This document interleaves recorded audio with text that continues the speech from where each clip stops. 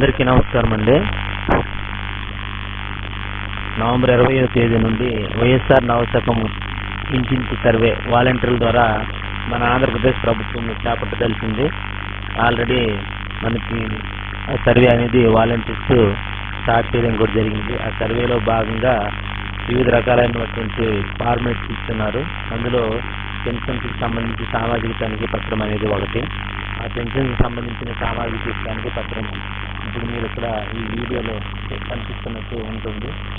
So ఇక్కడ YSR pension కానికి సామాజిక తనిఖీ పత్రం వితంతు పెన్షన్, అంటే ఈ పెన్షన్ అనేది ఇక్కడ ఏ టైప్ పెన్షన్ మనం సర్వే చేయబోతున్నాం అనేది ఆల్రెడీ ఇక్కడ మనకి స్టార్టింగ్లోనే ప్రింట్ అయ్యి ఉంటుంది. ఇవన్నీ ఆల్రెడీ మన గ్రామాల్లో మనకి ప్రజలకు వస్తున్న పెన్షన్స్ అండి. మనం సామాజిక తనిఖీ చేస్తున్నాం. ఆల్రెడీ ప్రతి నెల పెన్షన్ అమౌంట్ తీసుకుంటున్న వాళ్ళకి సంబంధించిన డేటా ఇది. ఈ డేటా అంతా ఇక్కడ ఆల్రెడీ ప్రింట్ అయ్యి వస్తుంది. రెడీమేడ్గా ముందే మనకి ప్రింట్ అవి రావడం జరుగుతుంది. సో ఇప్పుడు మనం ఈరోజు ఇప్పుడు రిఫరెన్స్ పెన్షన్ అనే దానికోసం ఇక్కడ చేస్తున్నాము. ఆల్రెడీ రిఫరెన్స్ పెన్షన్ వస్తున్న కాగితాలకు వివరాలు ఇక్కడ ఉంటాయి. ఆ వివరాలు అవునా కాదు అనేది మనం వెరిఫై చేసుకుని మనం ఫిల్ చేయాల్సి ఉంటుంది. ఇక్కడ జిల్లా పేరు ఉంటుంది. జిల్లా పేరు అనేది ఆల్రెడీ ప్రింట్ అయ్యి ఉంటుంది. అలాగే ఇక్కడ మండలంలో మున్సిపాలిటీ అనేది కూడా ఇచ్చి ఉంటుంది. అలాగే గ్రామ పంచాయతీ పేరు కూడా ఇచ్చి ఉంటుంది. ఇక్కడ ఆవాసం అని అంటే అది ఏ గ్రామానికి సంబంధించిన ఈ పెన్షన్దారుడు ఇక్కడ ఉంది కదా, ఈ పెన్షన్ ఎవరు కూర్చొని సర్వే చేస్తున్నారు, అసలు ఏ ఊరైతే ఆ గ్రామం పేరు రాయాలి ఆవాసం అంటే. ఆ తర్వాత ఇక్కడ మనకి ఇక్కడ గ్రామ సెక్రటేరియట్ అని ఉంటుంది ఒక ఆప్షన్. ఇక్కడ గ్రామ సెక్రటేరియట్ అని అంటే ఆ గ్రామం అనేది ఏ గ్రామ సచివాలయం పరిధిలో పడుతుందో ఆ గ్రామ సచివాలయం పేరు రాయాల్సి ఉంటుంది. రాసిన తర్వాత చివరిలో వాలంటీర్ అని ఒక ఆప్షన్ ఉంటుంది. ఆ వాలంటీర్ దగ్గర ఏం చేస్తారంటే వాలంటీర్ ఐడి లేదా వాలంటీర్ నెంబర్ని అక్కడ వేయడం జరుగుతుంది. తర్వాత దిగువకి వచ్చినట్లయితే ఇక్కడ పెన్షన్ గుర్తింపు సంఖ్య అని ఉంటుంది. ఈ పెన్షన్ గుర్తింపు అంటే పెన్షన్ ఐడి అనేది ఆల్రెడీ ఇక్కడ నమోదై ఉంటుందండి. ఆల్రెడీ వాళ్ళకి ఇప్పుడు పెన్షన్ బుక్లో ఏదైతే పెన్షన్ నెంబర్ ఉంటుందో అదే పెన్షన్ ఐడి నెంబర్ ఇక్కడ రావడం జరుగుతుంది. ఆ పెన్షన్ ఐడి ఆ పెన్షన్ బుక్తో మనం క్లాస్ చెక్ చేసుకుని అవునా కాదో చెక్ చేసుకోవాలి. తర్వాత ఆ పెన్షన్ దారుడు పేరు ఉంటుంది. ఇక్కడ వస్తుంది పెన్షన్ ఐడి నెంబరు. ఈ దిగువన పేరు కూడా ఇక్కడ వచ్చి ఉంటుంది. అతనిదేనా కాదో చెక్ చేసుకోవాలి. అతని పేరు ఇక్కడ నమోదై ఉంటుంది. తర్వాత అక్కడ తండ్రి లేదా భర్త పేరు ఉంటుంది. ఇక్కడ లేడీస్ అయితే భర్త పేరు, ఇక్కడ లేడీస్ అంటే భర్త పేరు వస్తుంది. జెంట్స్ అంటే ఇక్కడ తండ్రి పేరు వచ్చి ఉంటుంది. అది కూడా మనం కన్ఫర్మ్ చేసుకోవాలి. లేదంటే పక్కన బ్రాకెట్లో మనం సరైన నేమ్ని ఇక్కడ నమోదు చేయాలి. ఇక్కడ ఆధార్ నెంబర్ ఆల్రెడీ ప్రింట్ అయ్యి ఇచ్చి ఉంటుంది. స్టార్టింగ్ అంతా ఇంటిలు వచ్చి చివరి 4 నెంబర్లు ఇక్కడ మనకు కనిపిస్తుంటాయి. సో ఆ చివరి 4 నెంబర్లు అతను ఆధార్ కార్డుతో కంపేర్ చేసుకొని అవునా కాదో చెక్ చేసుకోవాలి. ఒకవేళ ఇక్కడ ఉండే ఆధార్ కార్డు సరైనది కాని వల్ల అతను కాని వల్ల ఇక్కడ మనం సరైన ఆధార్ కార్డు వేసి నమోదు చేస్తాము. లేదు ఇక్కడ ఆధార్ నెంబర్ పూర్తిగా రాకపోయినా సరే ఇక్కడ అతని తాలూకు ఆధార్ నెంబర్ని ఇక్కడ నమోదు చేయాలి. ఒకవేళ ఇక్కడ రాంగ్ ఆధార్ కార్డు నెంబర్ ఉన్నా సరే ఇక్కడ మనం ఏం చేయాలి, ఆ సరైన ఆధార్ కార్డు నెంబర్ అతని దగ్గర తీసుకొని ఆధార్ కార్డు తీసుకొని మనం నమోదు చేయాల్సి ఉంటుంది. అలాగే ఇక్కడ పెన్షన్దారుడి తాలూకు మొబైల్ నెంబర్ కంపల్సరీగా రావాలి. పెన్షన్దారుడికి ఒకవేళ మొబైల్ లేని పక్షంలో వాళ్ళ అబ్బాయిదో లేదంటే వాళ్ళ ఇంట్లో ఎవరికో ఇవ్వాలి. పెన్షన్దారుడికి మొబైల్ నెంబర్ ఉంటే కంపల్సరీగా అతని మొబైల్ నెంబర్ ఇక్కడ ఇవ్వడం జరుగుతుందండి. సో ఇక్కడ నుండి ఇక్కడ వరకు ఉన్న అన్నీ కూడా ఇవన్నీ కూడా ఆల్రెడీ ప్రింట్ అయ్యి వచ్చి మొబైల్ నెంబర్ కూడా ప్రింట్ అయ్యి ఉంటుంది. ఒకవేళ అక్కడ నెంబరు జనరల్గా ఎప్పుడో పాత నెంబర్ ఇచ్చి ఉంటారు. ఆ నెంబర్ ఇప్పుడు వాళ్ళు రెండోటి ఉంటుంది. ఇప్పుడు అప్డేటెడ్ మొబైల్ నెంబర్ ఏదైనా ఉంటే ఆ మొబైల్ నెంబర్ ఇక్కడ కంపల్సరీగా మీరు రాయాల్సి ఉంటుంది. సో తర్వాత దిగువకి వచ్చినట్లయితే ఇక్కడ పరిశీలించవలసిన అంశాలనండి. ఈ పరిశీలించవలసిన అంశాల దగ్గర ఇక్కడ వయసు అని ఉంటుంది. స్టార్టింగ్ వయసు అని ఉండేటప్పుడు ఇక్కడ ఆల్రెడీ ఏజ్ అనేది ఇక్కడ మెన్షన్ చేస్తుంటారు వాళ్ళు. సో ఇప్పుడు మీరు ఆధార్ కార్డు చూసి ఆధార్ కార్డులో మీ ఏజ్ అనేది ఎంత అవుతుందో అతను ఏదైతే ఎంత అవుతుందో ఆ ఏజ్ అనేది మీరు ఎక్కడెక్కడో పక్కన రాయండి. 63 సంవత్సరాలు, 65 సంవత్సరాలు, 70 సంవత్సరాలు అనేది మీకు చూసుకోండి. ఆధార్ కార్డు ఏజ్ ఎంత ఉంటే దాన్ని బట్టి మీకు ఇప్పుడు ఎంత ఏజ్ ఉంటుంది అతను దాన్ని మెన్షన్ చేయండి.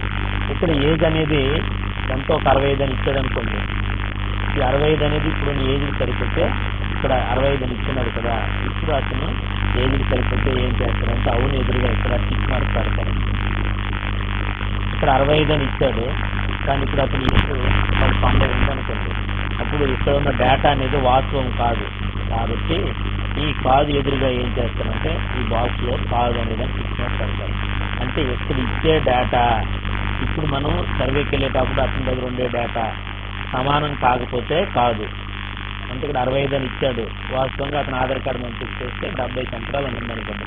అప్పుడు మనం కాదని చెప్పాలి. చెప్పిన తర్వాత ఏ విధంగా కాదని చెప్తున్నారు అనేది ఇక్కడ కింద ఆప్షన్స్ ఇస్తున్నారండి. వ్యక్తిగత సర్టిఫికేట్ ఆధారంగా చెప్తున్నారా, వారి పిల్లల సర్టిఫికేట్ ఆధారంగా చెప్తున్నారా, పెళ్లి నిర్ధారణ సర్టిఫికేట్ ఆధారంగా చెప్తున్నారా అనేది ఇక్కడ మనకి డిఫరెంట్ కాలమ్స్ ఇస్తున్నారు. లేదంటే మెడికల్ బోర్డు సర్టిఫికేట్ ఏమైనా ఇస్తుందా ఇంకేజ్ అని లేదంటే పెళ్లి జరిగిన సంవత్సరం ఆధారంగా ఉందా అనేది ఇక్కడ మీరు దేని ఆధారంగా అతను ఏజ్ ఎంత అనుకుంటున్నారు అనేది మీరు ఇక్కడ మెన్షన్ చేయాల్సి ఉంటుందండి. ఫర్ ఎగ్జాంపుల్ వ్యక్తిగత సర్టిఫికేట్ ఆధారంగా ఏదో ఆధార్ కార్డులో ఏజ్ అనుకోండి, ఇక్కడ వ్యక్తిగత సర్టిఫికేట్ ఆధారంగా అనేసి మీరు టిక్ మార్క్ పెట్టి ఇక్కడ ఎంత ఏజ్ అనేది కంపల్సరీగా రాయాలండి. ఎన్ని సంవత్సరాలు అనేది రాసి ఇక్కడ దాని ఎదురు టిక్ మార్క్ పెట్టాల్సి ఉంటుంది. కాదు అనేటప్పుడు మాత్రమే ఈ దిగువ తెలిపిన ఆప్షన్స్ కోసం మనం ఆలోచించాలి.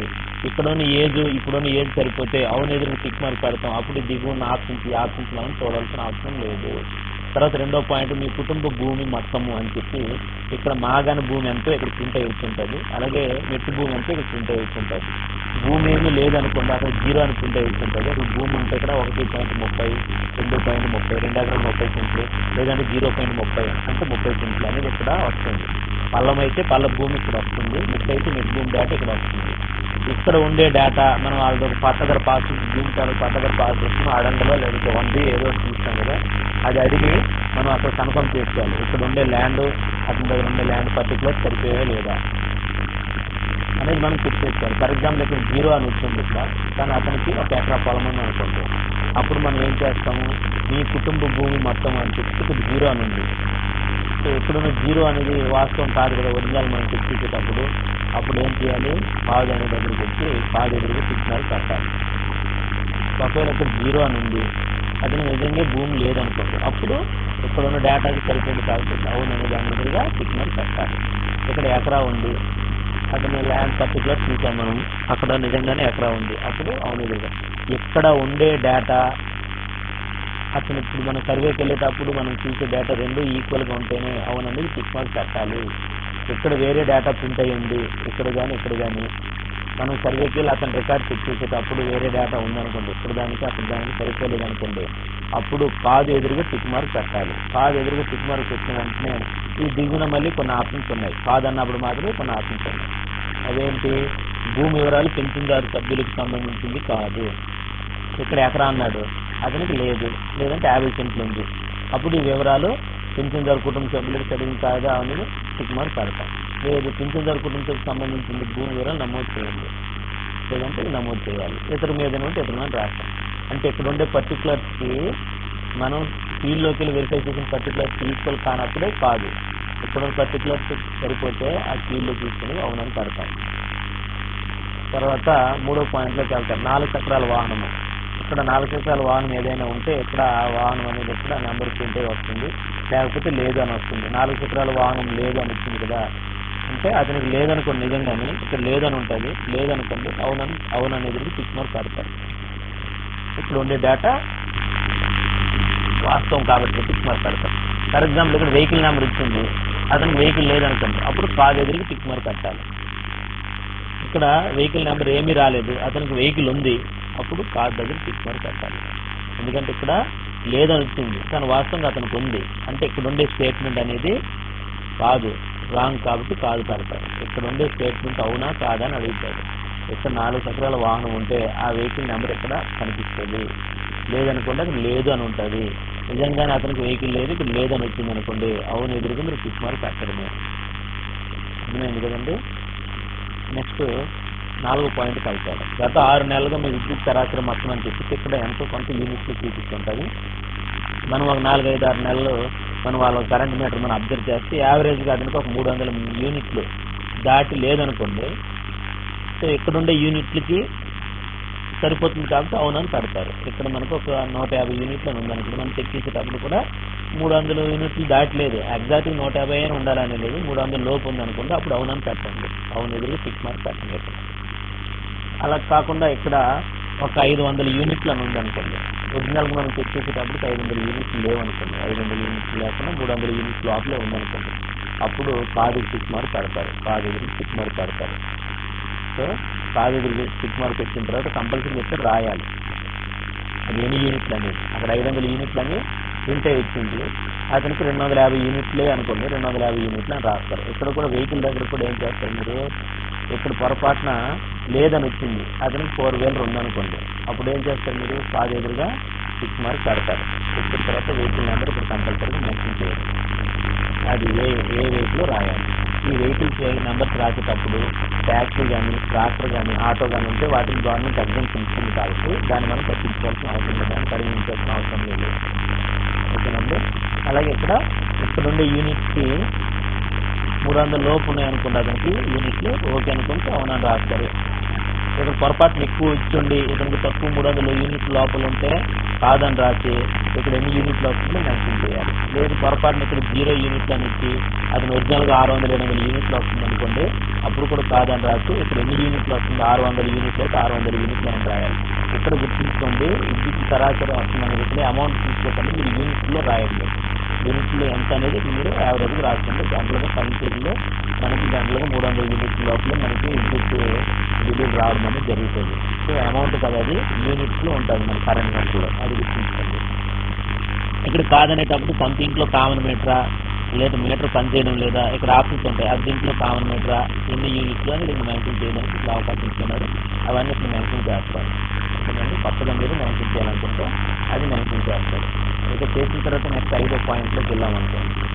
5వ పాయింట్లోకి వెళ్ళేటప్పుడు ప్రభుత్వ ప్రైవేట్ ఉద్యోగస్తుల అని ఉంటుంది.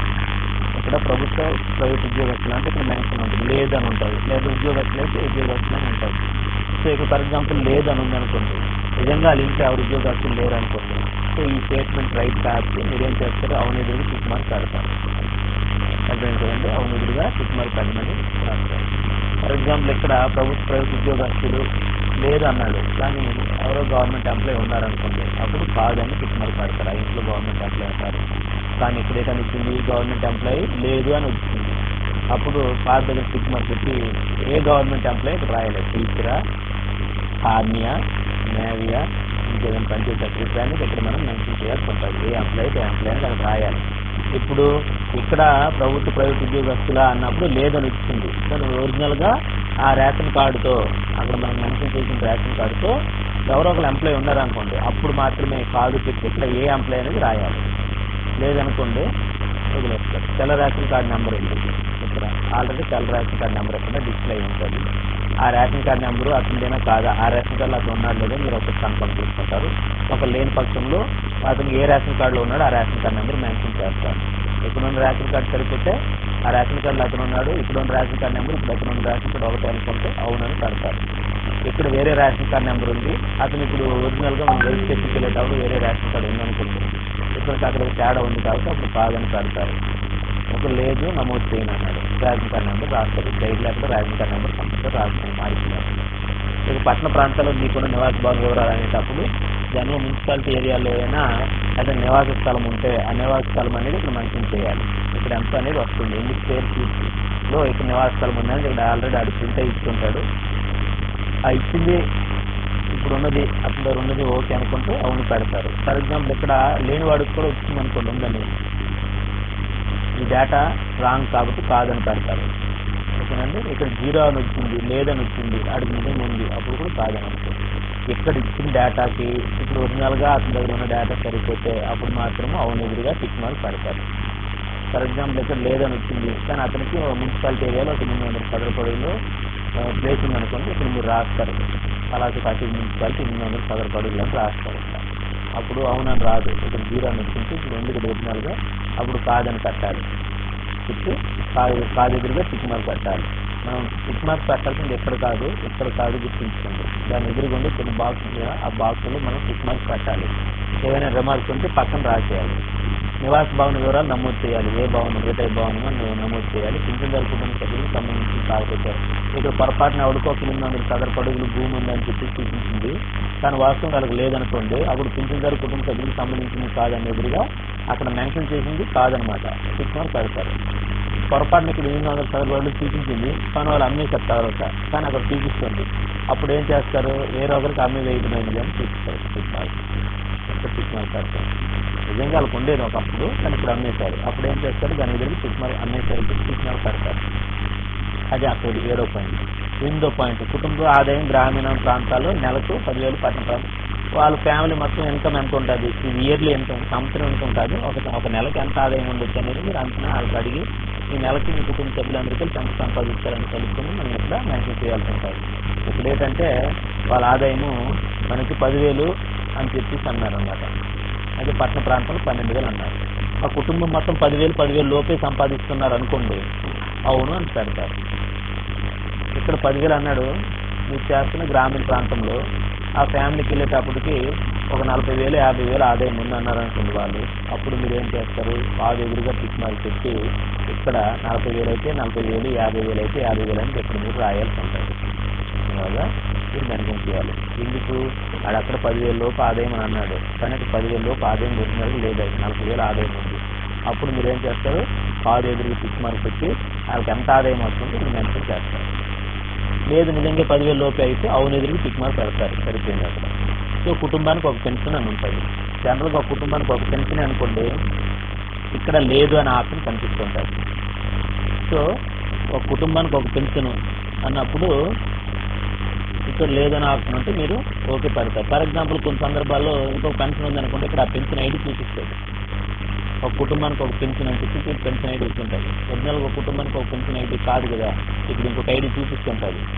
లేదా ఇక్కడ రాకపోయినా మీరు సర్వేకి వెళ్ళేటప్పుడు ఆ ఇంట్లో 2 పెన్షన్లు ఉన్నాయని తెలుస్తుంది. ఒక ఇంట్లో అంటే మీరు ఇల్లు చూసుకోకండి, ఆ రేషన్ కార్డు, ఆ పర్టికులర్ రేషన్ కార్డు మీరు చూసుకోవాలండి. ఇక్కడ తెల్ల రేషన్ కార్డు నెంబర్ ఇక్కడ ఎక్కడో మెన్షన్ చేస్తుందని చెప్పాం కదా, ఇక్కడ ఉండే రేషన్ కార్డు ఉంది, ఆ రేషన్ కార్డు చూసుకోవాలి. ఒకే ఇంట్లో 2-3 ఫ్యామిలీలు ఉంటే అదంతా 2 పెన్షన్లు అని మీరు కన్ఫర్మ్ చేసుకోవడానికి లేదు. ఆ రేషన్ కార్డులో ఇంకొక వేరే పెన్షన్ కూడా ఉంది అనుకోండి, జనరల్గా అయితే ఉంటే ఆటోమేటిక్గా ఇక్కడ పెన్షన్ ఐడి వచ్చేస్తుంటుంది. ఒకవేళ పొరపాటున రాకపోయినా మీ సర్వేలో మీరు అది గుర్తించుంటే ఇక్కడ మీరు ఎవరికి వస్తుందో ఆ పేరు రాయాలి, ఆ పెన్షన్ ఐడి రాయాలి, పెన్షన్ రకం రాయాలి. వృద్ధాప్య పెన్షన్ వస్తుందా, వితంతు పెన్షన్ వస్తుందా, ఫిజికల్ హ్యాండిక్యాప్డ్ వికలాంగుల పెన్షన్ వస్తుందో రాయాలి, ఎవరికి వస్తుందో రాయాలి, పెన్షన్ నెంబర్ రాయాలి, పెన్షన్ బుక్లో ఉంటుంది, అది నమోదు చేయాలి. తర్వాత కుటుంబ సభ్యులు ఎవరైనా ఆదాయ పన్ను చెల్లిస్తున్నారా, సో ఆ కుటుంబంలో ఎంప్లాయీస్ ఎవరు లేకపోయినా వాళ్ళ వ్యాపారం చేస్తుందో ఎక్కువగా భూములు ఏవైనా ఉంటే వాళ్ళ ఆదాయం ఎక్కువగా వస్తున్నట్లయితే వాళ్ళు ఇన్కమ్ ట్యాక్స్ కడుతున్నారు అనుకోండి, ఆదాయ పన్ను చెల్లిస్తున్నారు అనుకోండి, ఇక్కడ చెల్లిస్తే వాళ్ళ వివరాలు వస్తాయి, చెల్లిస్తున్నారని పేరు ఏదో ఎవరు చెల్లిస్తే అతని పేరు వస్తుంది. లేదనుకోండి ఇక్కడ లేదనే వస్తుంది. సో నిజంగా వాళ్ళ ఇంట్లో ఎవరు చెల్లించడం లేదు, ఇక్కడ కూడా లేదని ఇచ్చాడు, అప్పుడు మీరు అవునని పెడతారు స్టేట్మెంట్. అంటే ఇక్కడ ఇచ్చిన స్టేట్మెంట్ కరెక్టే కాబట్టి అవునని పెడతారు. ఫర్ ఎగ్జాంపుల్ ఇక్కడ లేదని వచ్చింది కానీ ఆ ఇంట్లో ఆదాయ పన్ను కడుతున్న వాళ్ళు ఉన్నారనుకోండి, అప్పుడు కాదని ఆప్షన్ వస్తుంది. వచ్చి ఎవరు కడుతున్నారో ఆ పేరు ఇక్కడ రాయాలి. అర్థమైంది కదా, ఇక్కడ లేదని వచ్చింది కానీ ఒరిజినల్గా మనం సర్వేకి వెళ్ళేటప్పుడు కడుతున్నారు, నిజంగా ఆదాయ పన్ను కడుతున్నామండి మేము అనేసి ఎవరో ఒకళ్ళు ఉన్నారనుకోండి వాళ్ళ ఇంట్లో. సో ఎవరు కడతారో అతను పేరు రాయాలి, కాదు ఎదురు టిక్ మార్క్ పెట్టాలి. అంటే ఇక్కడ ఇచ్చిన స్టేట్మెంట్ ఇక్కడ రాగాలి. పొరపాటున ఇక్కడ కడుతున్నారని వచ్చింది, ఇక్కడ కడుతున్నారని వచ్చింది ఎవరో ఒక పేరు మీద, కానీ వాస్తవంగా మనం పరిశీలించి చూస్తే అలా అక్కడ కట్టడం లేదనుకోండి, అంటే ఇక్కడ ఉన్న దానికి స్టేట్మెంట్కి ఒరిజినల్గా మనం ఫిజికల్ వెరిఫై చేసేటప్పుడు వేరేగా ఉందనుకోండి, అప్పుడు ఇక్కడ కాదని పెడతారు, కట్టడం లేదని పెడతారు. ఇతర పెన్షన్లు పొందుతున్నారా, ఇతరులు పెన్షన్ పొందుతున్నారా అనేటప్పుడు మనం జనరల్గా ఇప్పుడు గవర్నమెంట్ తరఫున మనం 2,250 రూపాయలు కానీ 3,000 కానీ ఇస్తున్నాం కదా పెన్షన్, వృద్ధాప్య పెన్షన్, వితంతు పెన్షన్. ఈ పెన్షన్స్ కాకుండా ఇక్కడ మిలిటరీలో పనిచేసి రిటైర్ అయిపోయినా, టీచర్గా పనిచేసి రిటైర్ అయిపోయినా, స్వతంత్ర సంయోధులు కానీ ఇలా ఎవరైనా ఉండి వాళ్ళకి ఏదైనా పెన్షన్ 10,000, 5,000, 20,000 వస్తుంది అనుకోండి, అలాంటి పెన్షన్లు మాత్రం మీరు పరిగణలోకి తీసుకోవాలి. మనం విలేజ్ల్లో మనం ప్రతి నెల మనకి వైఎస్ఆర్ పెన్షన్ కానుక ద్వారా ఇస్తున్న పెన్షన్లన్నీ మనం ఇప్పుడు కౌంట్ చేయడానికి లేదండి.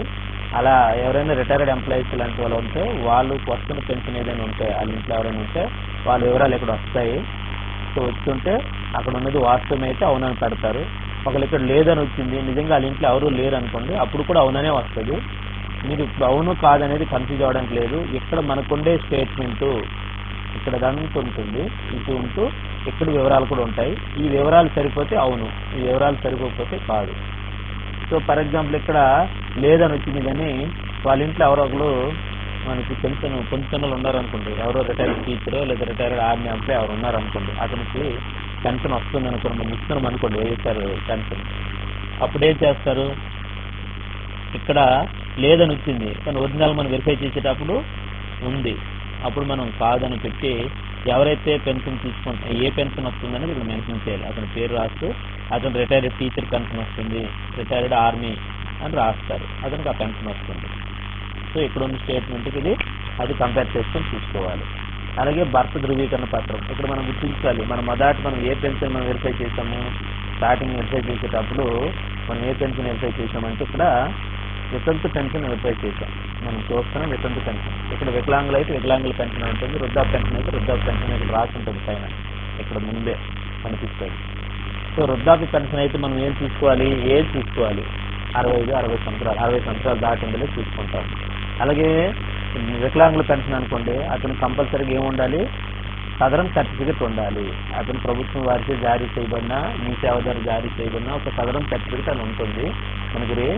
అది ఆ సదరం సర్టిఫికెట్ అతనికి ఉందా లేదనేది మనం చెక్ చేసుకోవాలి. ఇక్కడ మనం వితంతు పెన్షన్ మనం చెక్ చేస్తున్నాం కాబట్టి మనం ఏం చేయాలి, వితంతు ఎవరికి ఇస్తాము, ఎవరైనా భర్త చనిపోయిన ఉంటే లేడీస్ ఎవరైనా ఉంటే వాళ్ళకి మాత్రమే మనకి వితంతు పెన్షన్ అనేది ఇవ్వడం, వాళ్ళ కోసం వితంతు అనడం జరుగుతుంది. కాబట్టి వాళ్ళకి వితంతు పెన్షన్ ఇస్తాం. కాబట్టి అతను భర్త చనిపోయిన మరణ ధృవీకరణ పత్రం, డెత్ సర్టిఫికెట్ ఉందా లేదా చూపించమనాలి. ఒకరు ఉంటే ఉందని మెన్షన్ చేస్తారు, లేకపోతే లేదని మెన్షన్ చేస్తారు.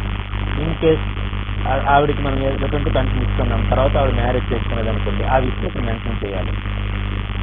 వితంతు పెన్షన్ మనం ఇస్తున్నాం కానీ ఇప్పుడు తర్వాత మ్యారేజ్ అయింది అనుకోండి, మ్యారేజ్ అయిందని ఇస్తే మనం ఇక్కడ కంపల్సరీగా ఇక్కడ మెన్షన్ చేయాలి. ఓకేనండి. ఒకవేళ పొరపాటున ఆవిడకి వితంతు పెన్షన్ ఇస్తున్నాము, అసలు అతను భర్త చనిపోలేదు అనుకోండి, ఆ విషయం కూడా మెన్షన్ చేయాలి.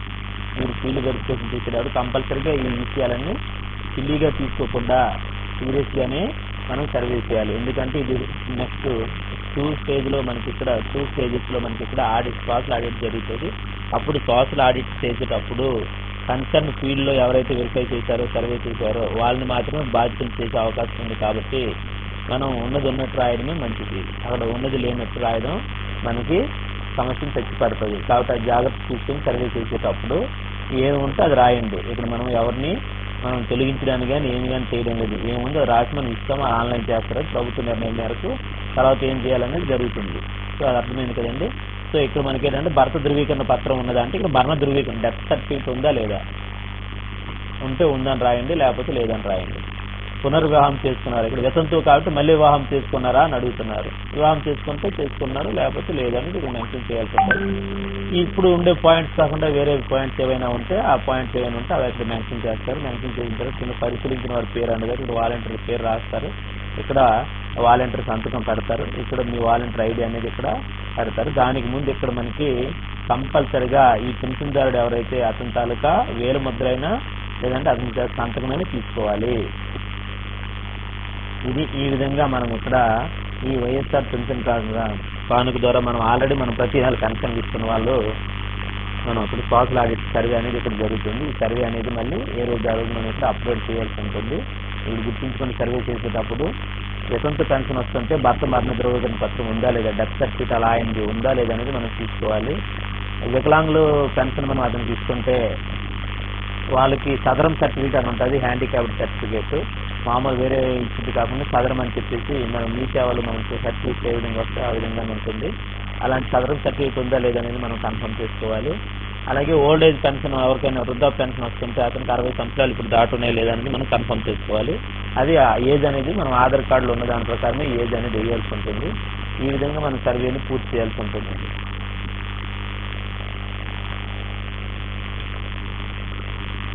వీటితో పాటు మనకి ప్రతి నెల ప్రతి సోమవారం స్పందన కార్యక్రమంలో జరుగుతున్నప్పుడు మనకు కొన్ని అప్లికేషన్స్ వస్తాయి. అప్లికేషన్స్ కూడా మనకు మండల పరిస్థితుల్లో మనకి ఆన్లైన్ చేయడం జరిగింది. ఆన్లైన్లో నమోదైన వాళ్ళ పేర్లకు సంబంధించి ఆల్రెడీ అవి కూడా ఇలాగే ప్రింటెడ్ ఫార్మాట్స్ మనకి ఇస్తుంటారు పేర్లతోని, వాళ్ళు ఏ పెన్షన్కి అప్లై చేసుకుంటారు.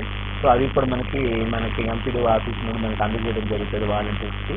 సో అవి కూడా తీసుకొని వారు ఎంతవరకు ఎలిజిబిలిటీ లేదనేది మనం సర్వే చేయాల్సి ఉంటుంది. ఇది ఆల్రెడీ ప్రతి నెల మనం పెన్షన్ ఇస్తున్న అప్లికేషన్స్ ఇవి. అవి కాకుండా మనం పెన్షన్ కావాలని కొత్తగా అప్లై చేసుకున్న వాళ్ళు చాలా మంది ఉంటారు. వాళ్ళు కూడా ఆన్లైన్లో ఉన్నాయి. అవి కూడా ప్రింట్అవుట్ తీసి మనకి MPDO ఆఫీస్ నుండి ఇస్తారు. అవి కూడా మనం ఎంక్వైరీ చేసి మళ్ళీ మనం సబ్మిట్ చేయాల్సి ఉంటుంది. ఇస్తే మనకి కొత్తగా వారికి శాంక్షన్ చేయడం జరుగుతుంది. ఇది కాకుండా ఇంకా పెన్షన్ రాకుండా ఆన్లైన్లో ఇంటి ముందు అప్లై చేసుకోకుండా ఉండిపోయిన వాళ్ళు ఎవరైనా ఉండే ఎలిజిబుల్ క్యాండిడేట్స్ ఉంటే వాళ్ళకి మనకి వేరేగా మనకి పెన్షన్ అప్లికేషన్స్ అనేవి మనం సబ్మిట్ చేస్తున్నారు మన MPDO ఆఫీసుల ద్వారా. సో అవి మీ పంచాయతీ సెక్రటరీ ద్వారా మీరు తీసుకొని అవి ఎవరైనా నిజమైన లబ్ధిదారులు ఉంటే ఆ ఎలిజిబుల్ క్యాండిడేట్స్ ఉంటే వాళ్ళకి మనం అప్లికేషన్ ఫిల్ చేయించి Aadhaar card, ration card, mobile number తీసుకుంటారు. సంబంధించిన డాక్యుమెంట్స్ మళ్ళీ వాళ్ళ దగ్గర తీసుకొని అప్లికేషన్ మీద సంతకం పెట్టించుకొని వాలంటీర్స్ కలెక్ట్ చేసుకుంటారు. ఇక్కడ సంబంధిత డాక్యుమెంట్స్ అనేది అప్డేట్ అంటే అతను వికలాంగ పెన్షన్కి అప్లై చేసుకుంటే సదరం సర్టిఫికేట్ జిరాక్స్ ఇవ్వాలి.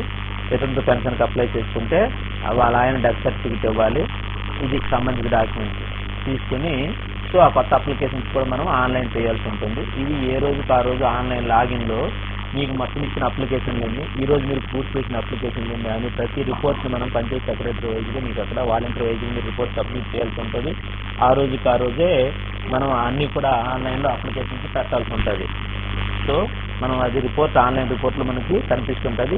ఏ రోజు ఆ రోజు మన వెల్ఫేర్ అండ్ ఎడ్యుకేషన్ అసిస్టెంట్ అలాగే డిజిటల్ అసిస్టెంట్ ద్వారా మనం ఈ పెన్షన్ అప్లికేషన్స్ అనేవి వాలంటీర్స్తో కోఆర్డినేట్ చేసుకుని ఇది ఏ రోజు ఇచ్చిన అప్లికేషన్స్ ఏ రోజు మీరు చేసిన సర్వే అప్లికేషన్స్ ఆ రోజే ఆన్లైన్లో నమోదు చేయడం జరుగుతుంది.